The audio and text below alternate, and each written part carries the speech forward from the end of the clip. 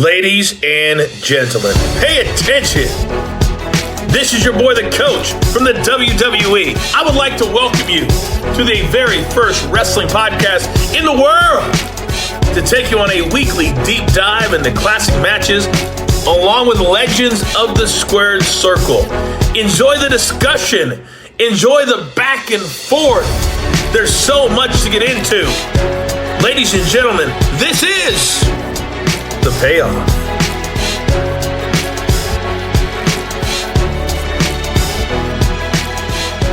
Welcome to an all-new episode of The Payoff. I'm Tom. That's Jeff.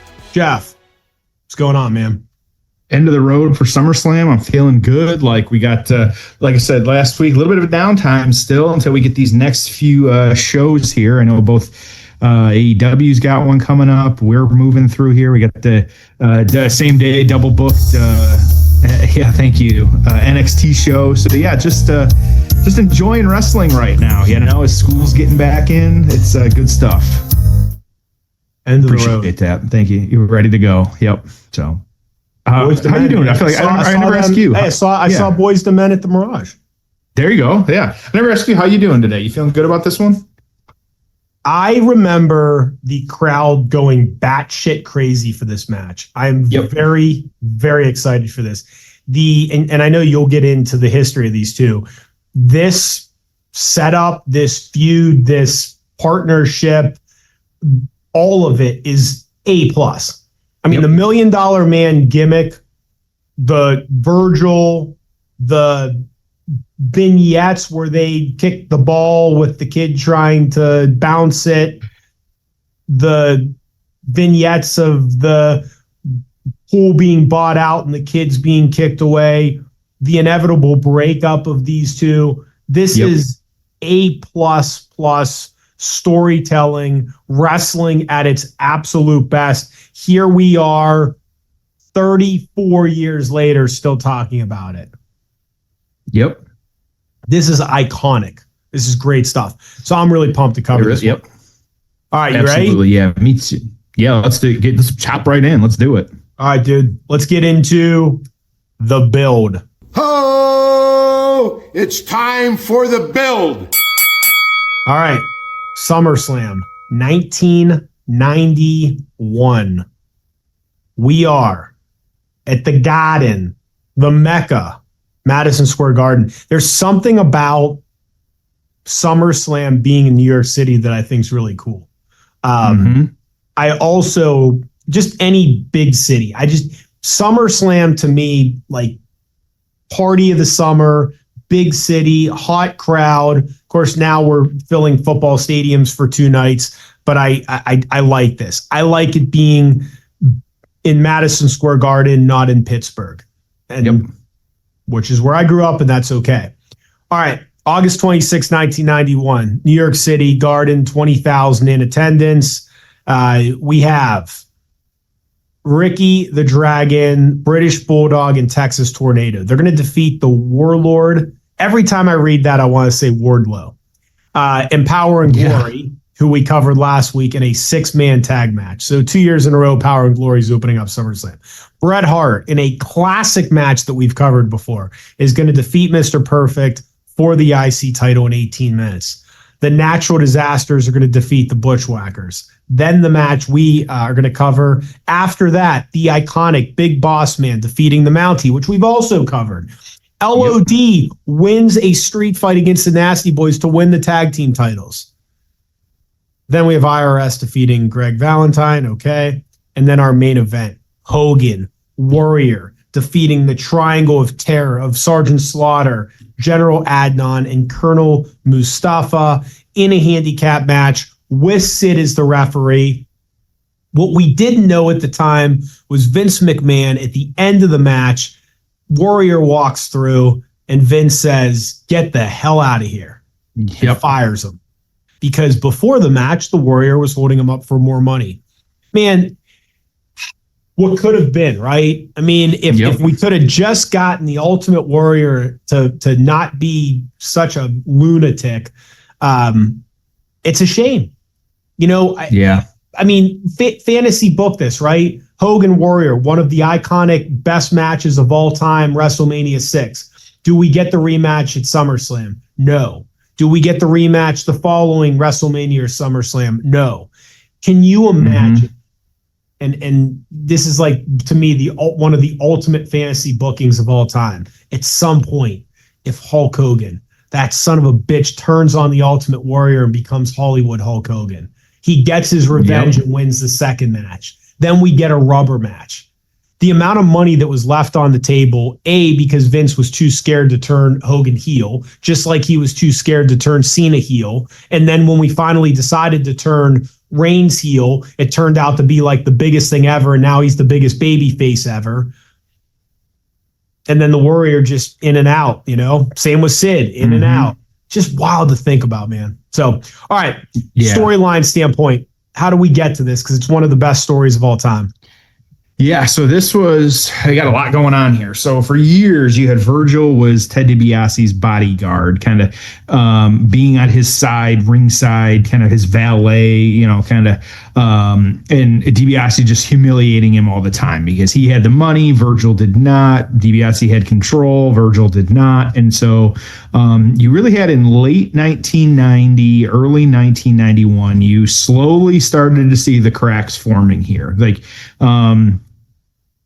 that, not doing what he was told to do, just kind of going back and forth a little bit. But DiBiase still treating him like he was his property. And so at Royal Rumble 1991, a few months prior to this, you had DiBiase defeat Dusty Rhodes, yelling at Virgil in the ring. But that is when you had Virgil finally snapping and hitting DiBiase with the $1 Million Championship, turning face. Huge moment for them.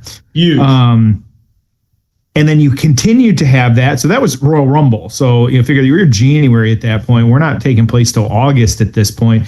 But then you had the kind of after that, the really slow burn of Roddy Piper mentoring Virgil, urging him to stand up for himself, kind of telling him to train harder, it really kind of helping support him through this. And so, if I remember right, we're going to hear, I forget if Piper's ringside or on commentary, but we are going to hear that. And so, but that WrestleMania 7, though, kind of skipping back a little bit, you had Virgil beat DiBiase by count out, showing that he could hang in the ring with him, but he just couldn't fully beat him.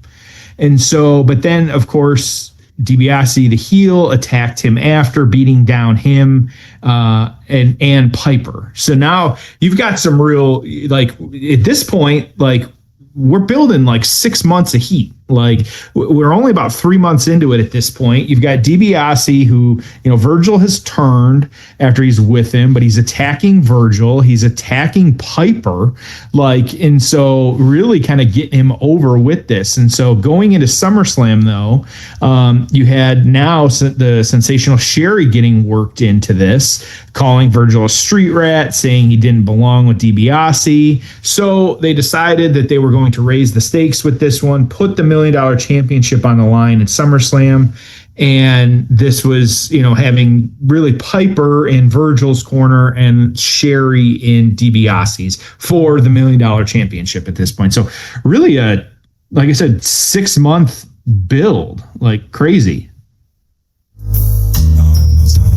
Oh, I messed up. Man. Oh, no. I mean, can you argue that's the best theme song of all time? It's certainly so good. Absolutely. So good. And the laugh. Oh, yeah. Yeah. And he still does the laugh. I know. Yeah. Good stuff. 57-minute mark, SummerSlam 1991. Jeff, are you ready? Let's do this. All right. It's time for the payoff. Oh, it's time for the payoff.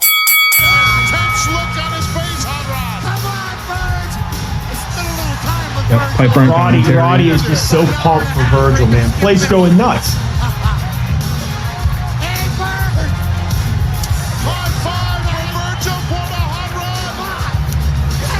So good. Here we go. And we're off. We're off. Absolutely love it. So this is Go 91, which is, dude, it's pretty wild. I mean, these two were together for like 4 years. So Yeah. DiBiase and Virgil debut in 1987. We're now in 1991. Mm-hmm. And they were together for the better part of 4 years before the breakup that you talked about. Place goes nuts during the breakup. I mean, it was built to perfection. I mean, absolute perfection. And this whole breakup thing really goes on for 8 months because, we get the WrestleMania 7 and now here we are. So, I mean, we're getting, and I'd assume they were working house shows at this point too. So. Yeah, crazy. So we're at MSG too, like you said. They're kind of showing the arena right now, packed to the rafters. Everybody in there, like, this show. I feel like it just, it was just really a stacked card for some of this. So some good high energy matches on this one. I think this one, like we said, had the the build to this one. It just had a lot going on for it that made it as good as it is. And so fans jumping all over the place. How about underrated seller, $1 Million Man? Like, does he get the credit? Like, he is like not quite on Michael's level sometimes, but he is selling the hell out of some of this stuff. Look at bouncing over the top rope. Yep. Oh, he was as good as, he was as good of a seller as it gets. All right. He's really getting the better of $1 Million. Sherry checking on him outside. Yep. When's the last match that Virgil worked? Oh boy. I'm gonna guess it wasn't WCW. I'm gonna guess he did some time in WWE, but I can't. After that, I'm guessing maybe. So I don't know. After WCW in 1990, if we're to believe Cage Match, he didn't wrestle until 2020, and he had one match. Oh wow. Okay. Chad Too Bad and Sex Ferguson are going to defeat the Fake Sting, Mr. Hughes, the Barbarian, the Karate Man, Warlord, and Virgil in a ball for a ball. We just don't do enough Karate Man matches around here. This took place at Wrestling in the USA. Sure. Never heard of that one, or most of those people. Yep. So there you go. I mean, good for him. Yeah. So I know I mentioned earlier, hot crowd, right? And I know something we wanted to talk about is just ticket prices and the observation that many of us had, and we saw online as well, is that the ticket prices for Evolution were a little less because they were running Atlanta multiple nights in a row. Yep. And the crowd was really hot. So is it a coincidence, or if tickets are more affordable and accessible and open truly to the public versus all being premium tickets ringside, does it make for potentially a more rabid crowd? So what do you say about that? Yeah, well, if you're to believe the lead up to that show, all 100 fans that actually showed up for it and couldn't sell out the arena and all this other stuff. Yeah. There was the interesting take on, I got a car alarm going on. Anyways, the fans were more rabid, like you said, because of the lower ticket price. And I do think that contributes to it. Like, I think part of it is it's also like how they're booking the show. Like, if it's a good show, people want to be there. People are willing to spend the money. Agreed. I mean, look, here's what I want at my wrestling shows. I want to be sitting next to a 45-year-old man dressed as the Macho Man, drinking his 8th beer. Yeah. I want lunatics. I want to be sitting there watching WrestleMania and look at those first few rows and go, these people are insane. And they're going to be on their feet, screaming, going nuts the entire show. That's what you want. You want the lunatics. You want the fanatics. You don't want the 80-year-old woman that got hit by Stone Cold's ATV. I mean, I get it. Look, they're a business. they should charge as much as they can for these tickets. I don't blame them at all. But man, in a perfect world, give me the ECW fans. Give me the, crazies that are front row at WrestleMania going nuts, not someone that is subdued that paid $15,000 for that seat. So, yeah, I mean, we've lost some of that, unfortunately. I've noticed, but then you go overseas and the crowds are just incredible. A great crowd, it cannot be overstated how important they are. They can make a very mediocre match awesome. They can make a great match seem boring. I mean, look at the pandemic era. Yep. Oh, okay, now Virgil's got the $1 Million Man in his own finisher.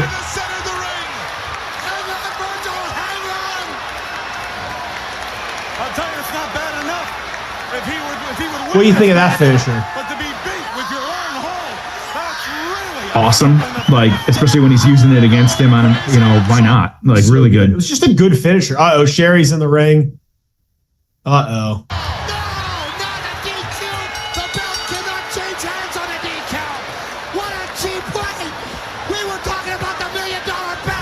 DQ finish. How disappointing. But wait, I know, not yet. What's Earl Hebner talking to the Fink about?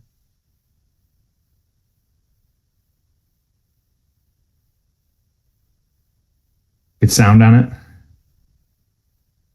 Right to disqualify the $1 Million Man for outside interference. It's okay. However, the referee has rendered an official decision, and it is as follows. Number 1, he is ordering that the sensational Sherry return to her dressing room now. Yes! Whoa. He can't do that. Suspension. He can't do that. What's number 2? Yes, he can. No, if she's got a license as a manager, I don't believe he can do that. And number 2. Got a license as a manager. Yes. So good. That the match between the $1 Million Man and Virgil will continue. Yes! Yes! There you go. I mean, you don't want to do that all. I mean, the problem is, I guess, if you don't do it, if you randomly do it, you have to suspend belief a little. But when they do that, it's just such a good move. For this match, it makes it makes all the sense in the world. Yep. We're gonna get the restart here. So speaking of ticket prices, one other thing is we were looking at, okay, yes, for your large scale events, maybe you can sell 50, 60, 70,000 tickets, but your weekly shows, WWE's selling 10 to 15,000 tickets a week, on a Monday night or a SmackDown. And I know recently, AEW was running some different venues and the capacity's 2,000, 3,000. So yeah, they're filling it and it's got the look, but is it indicative of the fact that AEW just can't do those kind of numbers? I mean, it has to be, right? Yeah. I don't know how else you can kind of, unless they're if Okada's happy wrestling in front of 1,000 fans in a gym, more power to him,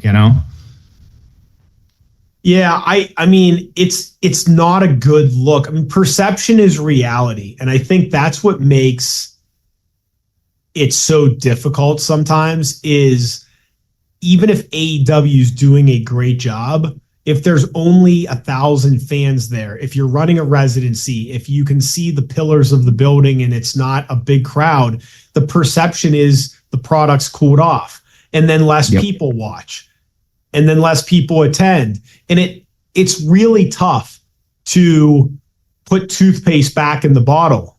I mean, AEW is doing a good job, man. Like, they're probably going to get a big TV contract. Ref ball. Yep. Well, there's $1 Million Man's cue to cheat to win here. But yeah, it's just that's what I think's tough about AEW is it's like, oh, well, there's a smaller venue, so they must be cool. And if they're like cooling off, and if they're cooling off, then I'm not going to watch. And if I'm not going to watch, other people aren't going to watch. And then there's going to be groupthink online. It's just really, really tough to, reverse that trend. And I've said it before, but it's like, what's your NWO? What's your Stone Cold Steve Austin? What's your Roman Reigns? And I don't know the answer. Is it Hangman Adam Page? Maybe. Hopefully now, yeah. Hopefully it is. I don't know. You know, but that's what's really tough about it. Mm-hmm. Speaking of AEW, I mean, I'm not following it that closely, but are we getting a Chris Jericho WWE return at Royal Rumble? I don't know. I don't know if it's going to be Rumble. It feels like it. Yeah, it feels like there's something there. He's just not, at least the online chatter, he's not well liked. Not putting people over, and that was tough. I think part it's going to be interesting because now that Mox lost the belt to Hangman, that's obviously Hangman is the next guy. I think Mox is going to take some time off. And so, who else, do you have Jericho come be the heel at that point? I don't know. Like, do you give him that one last run right now for the next 6 months and then, not compete and let him come back? I don't know. It's hard to say. So, it's. In your opinion, was the Jericho criticism fair? I mean, was he really, or was he just a star that was winning more than he was losing? Yeah, I think it's column B. Okay. I think he was I don't ever, I think fans were just getting sick of seeing him too. And so, fair. You're a lot entitled to that. So, All right. So DiBiase up to his normal antics here. Just pile drove Virgil. Yeah. The Virgil now suplexes. Turnbuckle. Hebner's still on the ground. Don't see this enough. I know they can't necessarily do it as much, but this loved an exposed turnbuckle back in the day. Yeah. Knew shit was gonna be bad. Yep. In the history of professional wrestling, has the guy who exposed the turnbuckle ever been the one to take the belt to do it? Boy, that would be a hell of a stat to try and find. Yeah, that. Yes, absolutely. Look at just yelling in Virgil's face, kind of pointing out where he's going into the corner.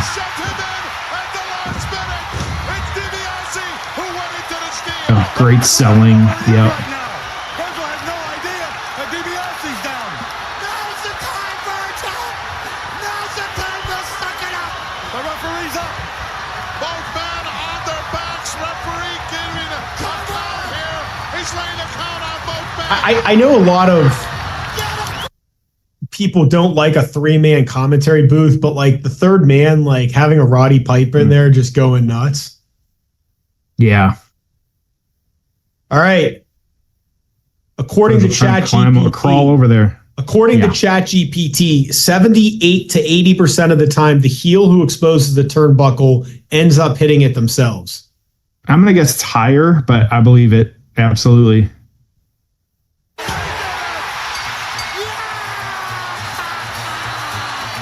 Virgil getting it. Place going banana.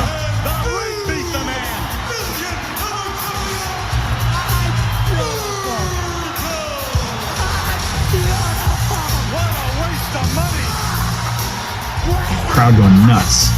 Look at him. Stone Cold just won the world title. I mean, this is unbelievable. Look at it. You find me a mid-card storyline that gets that kind of reaction. Piper putting him over like $1 million. Yep. What do you think of this theme music? Awesome. Good for him. Yeah. High energy.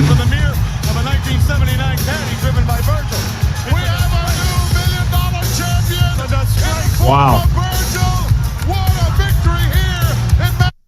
A+, man. That was fantastic. Loved it. Mm-hmm. So place going nuts. Virgil's your new $1 million champ. All right, let's get to the aftermath. Ho! It's time for the aftermath. Well, Jeff, what'd you think? Awesome.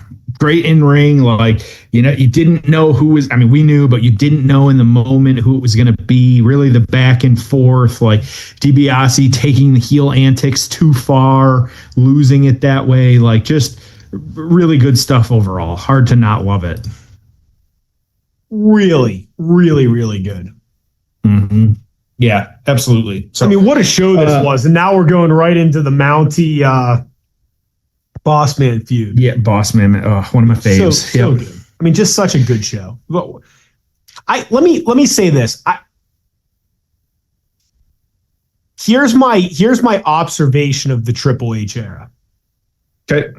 I don't know if there's been a bad pay-per-view, but I don't think there's been a insanely good A+ pay-per-view either. Like this show, SummerSlam 1991, I understand it didn't have a bunch of 5-star matches, but it was a great pay-per-view. Yep. Okay. I don't know if there's been a great all-time classic pay-per-view in the past few years. That being said, they do 15 of them a year and they're all really good. So it's not a criticism. It's just an observation that, like, I don't think Triple H has done a perfect WrestleMania yet. Now, that being said, you're booking 2 nights. Is that ever going to happen again where one of those nights is just going to be perfect? It may not. So what do you think about that? Yeah, it's just, you got to give it time. Vince booked for 40 years. Like Triple H, yeah, he knows a lot, but there's still, like, he's working different things. You get Seth hurt now. Like Seth's not going to be there at Rumble unless there's some miracle comeback. Like, there's just all kinds of things where, he's dealing with hurt people. He's dealing with, all these different, I feel like every week there's going to be another member of the Noy family that shows up. Like you just, he's balancing that family tree. Like it's just unbelievable. And so, yeah, I think I get it. Like it's in the short term, you got to define long-term versus short-term building. And so and some of it is The Rock kind of shit on some of it, but also he could be telling multi-year stories. Like we may not get payoff on some of this for a couple of years. We may not get, we see him building future stars.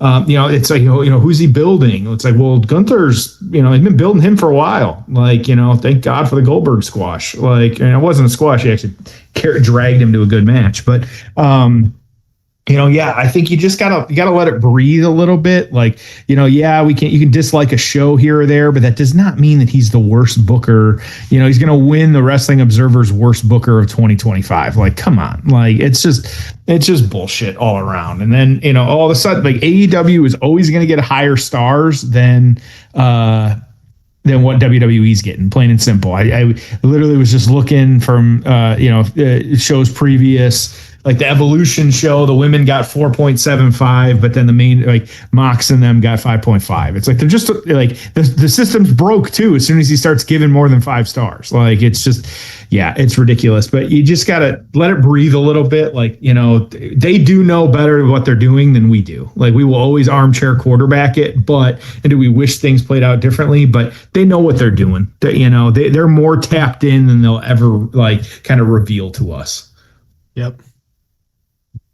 Okay, this one. So, yeah, crowd red hot. Virgil reversing DiBiase's attempt to send him into the exposed turnbuckle, pinned him clean. And so Virgil winning the belt on this one. Huge babyface moment. The $1 million title wasn't officially sanctioned, but it was Virgil's biggest win of his career. He defended against DiBiase again and others, but the feud kind of wound down. DiBiase eventually dropped Sensational Sherry, formed Money Inc. with IRS. And so then they turned into that tag team. Virgil, he had that fan support, but this was the biggest moment in his career, plain and simple. And so really just kind of mid-card by this time later next year. So, but the feud was great, plain and simple. Piper's involvement, the storytelling, all this different stuff. So PWI in 1991, you had $1 Million Man with 17. Virgil, 246, big one on that one. But this one getting 3.25 stars. Meltzer didn't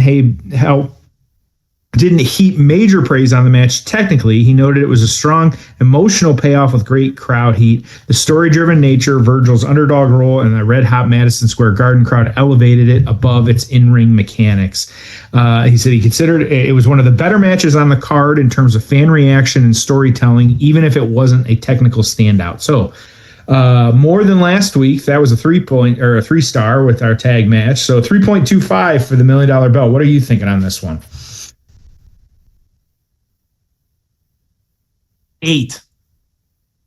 I'll give this an 8. I mean, this is I was actually maybe even thinking higher than that. This is, dude, I mean, you're talking what, 4-year build, great storyline, all-time classic, main event picture, massive pop, 6-month build to this match just based on the breakup. Dude, this is A+ professional wrestling. If every storyline had this kind of a payoff, dude, I mean, it's insane. 8. What about you? Yeah, I'm going to give it a 7.5. I think that this one, like, it was just really good. Like, it's hard to overlook it as, just being a cool moment in wrestling. Like, even if you went back and watched that Rumble and, kind of how the turn happening there, but then you also get into, now this and the build of it, like it makes sense. It's easy to follow. It is just really good all around. Dude, it's as good as it gets, man. Yep, absolutely. So, all right, I'm happy. Let's send everybody else home happy. We have a very unique one next week. You want to talk about it? Yeah, and so we're going way back in the vault when you recorded this interview. Well, we're going back to 1988. And so we're going to talk with Barry Horowitz and his match against the Blue Angel when he was the Blue Angel. And so, and of course, we know him better as Owen Hart. And so we're going to let him kind of tell the story and kind of share a little bit when you interviewed him. But it was also, spoiler here, this was the first televised appearance of Owen Hart as the Blue Angel. And so, in him taking on Barry Horowitz, of course, big fan of the payoff. And so, yeah, I think this is just one that it's going to be hard to miss this one. This is going to be a fun one. A little tragic, of course, but still good. Yep. Yeah, I'm excited to cover this one. This was it was a fun conversation and fun match. So, all right, as always, we appreciate you listening.